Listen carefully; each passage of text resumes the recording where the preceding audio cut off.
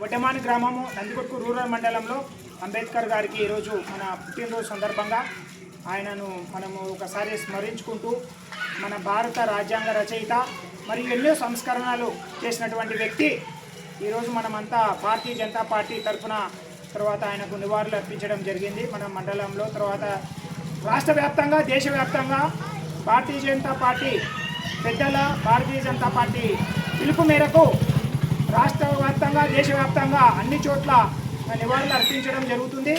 అదేవిధంగా మనము ఎన్నే చెప్పవచ్చు, మన భరతమాత ముద్దు బిడ్డ అయినటువంటి భారతరత్న 1990 సంవత్సరంలో మన భారతరత్న అత్యంతమైనటువంటి ఈ పురస్కారాన్ని ఆయనకి ఇవ్వడం జరిగింది.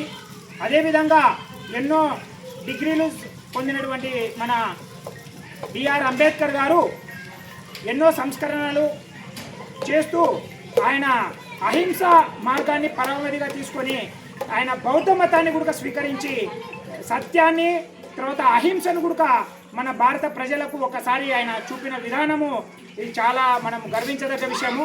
అందరికీ ఇక్కడికి వచ్చేసినటువంటి మన గ్రామ ప్రజలకు అందరికీ నమస్కారాలు తెలియజేస్తున్నాను. డాక్టర్ వీర మురళీధర్ రెడ్డి, భారతీయ జనతా పార్టీ మండల అధ్యక్షులు. ప్రతి సంవత్సరం మనము కలుసుకున్నాము.